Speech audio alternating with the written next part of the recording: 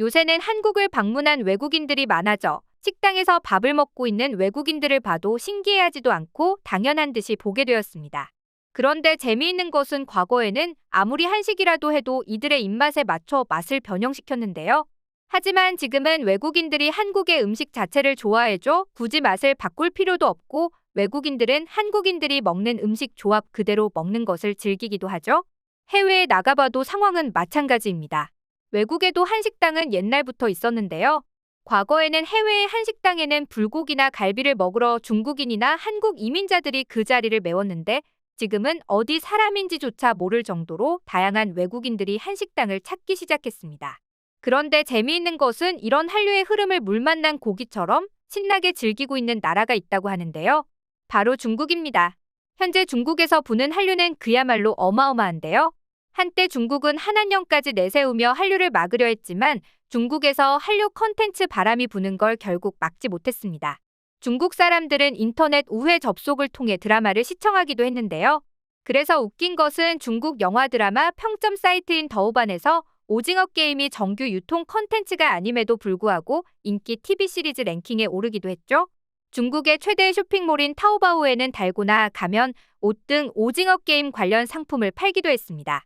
중국에서 한류는 여전히 금지 상태이지만 아무리 한류를 막아도 문화는 막을 수 없다는 게 맞나 봅니다. 한국관광공사에 따르면 지난 9월 한국을 찾은 관광객 중 중국인 관광객이 가장 많았다고 합니다. 그래서일까요? 중국인들은 한국을 이렇게 좋아하면서도 한국에 여전히 컴플렉스를 가지고 있다는데요. 제가 직접 주변에 있는 중국인들에게 들은 내용을 토대로 말씀드려 보겠습니다. 우선 중국 사람들도 한국이 자신들보다 더 잘 나간다는 사실을 인정하고 있다고 합니다. 그리고 다른 외국 문화보다도 한국의 컨텐츠를 더 좋아한다는 것도요. 하지만 이들에게 이건 굉장히 자존심이 상하는 일이라는데요.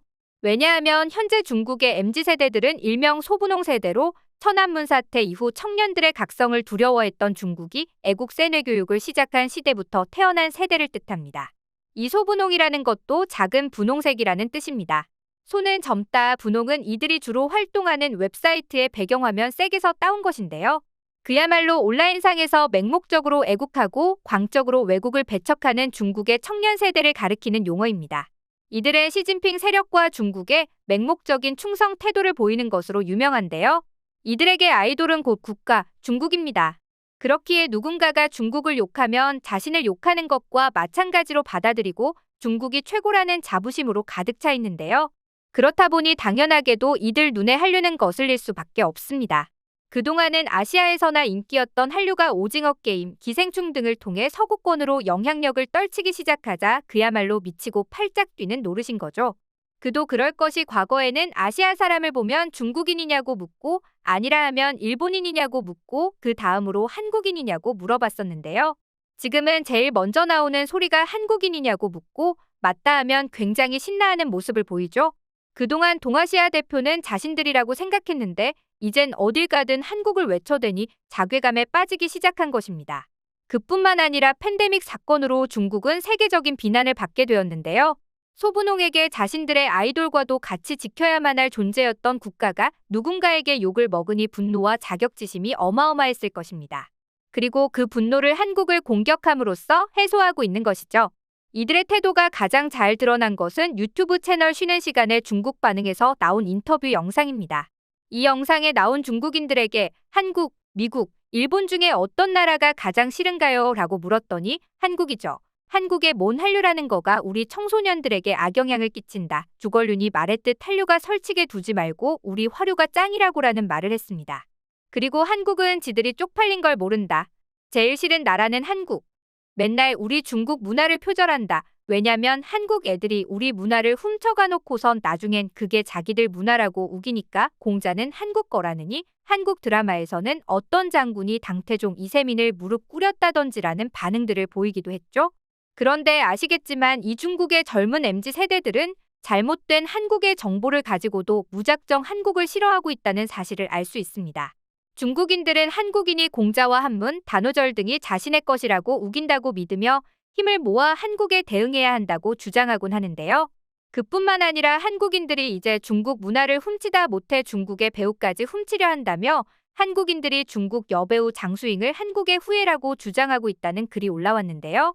이 글은 무려 조회수 8억을 기록하며 검색어 1위에 올랐죠.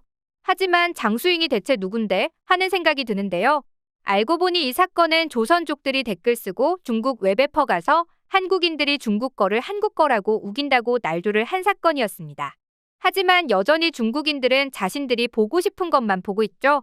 제 주변에선 아무도 공자와 장수잉을 한국인이라고 말하는 사람이 없는데 중국인들의 이런 주장이 어디서 나온 것인지 황당하기만 합니다.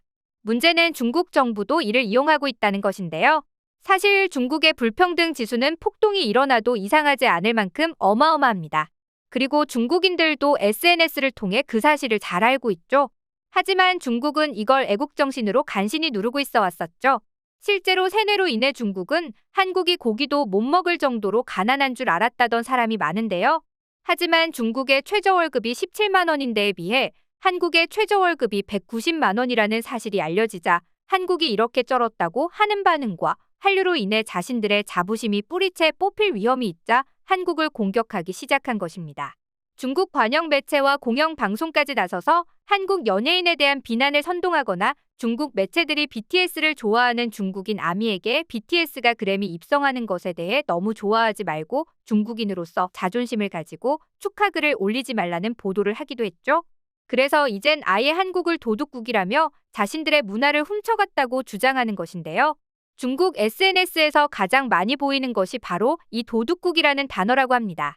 그동안 한복도 김치도 아리랑도 자기네 문화라고 우기던 중국이 한류가 어마어마하게 전 세계를 강타하자 아예 한국을 도둑국이라 부르며 한국이 중국 문화를 훔쳐간다고 주장하는 것이죠. 심지어 블랙핑크의 멤버 제니가 중국 소설 서유기의 등장인물 홍해아를 따라했다며 생떼를 부리기도 했죠. 게다가 한지의 우수성을 홍보하는 걸그룹 뉴진스의 영상에 중국인들이 악성 댓글 테러를 가하는 일도 있었습니다. 중국인으로 추정되는 일부 누리꾼들은 뉴진스의 SNS에 종이를 처음 만든 나라는 중국, 재지술은 중국에서 발명돼 세계 각지로 퍼져나갔다. 한국은 문화를 도둑질하지 마라 등 댓글을 달았는데요. 과거에는 세계인들이 동양의 문화를 중국의 문화로 손꼽았다면 지금은 한국에게 온 관심이 집중되니 배가 아플 만하긴 했지만 점점 도를 지나치는 것 같습니다. 웃긴 것은 여전히 중국은 한국을 좋아한다는 사실입니다. 그리고 한국을 여전히 신경 쓰고 있죠.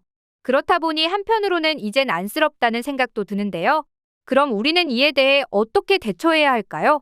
물 들어올 때 노 저으라는 말처럼 더 적극적으로 우리의 전통 문화를 알리는 일이 필요합니다. 더 이상 중국의 억지 주장을 두고 볼 수만은 없는 것이죠. 그래서 뉴욕타임스 전 세계판에 김치 광고를 게재하는 등 여러 움직임을 보이기도 했는데요.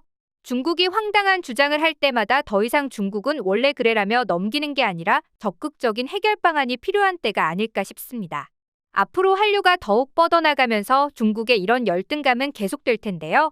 이에 굴하지 않고 한류가 더 뻗어나가길 바라며 오늘의 영상 마치겠습니다.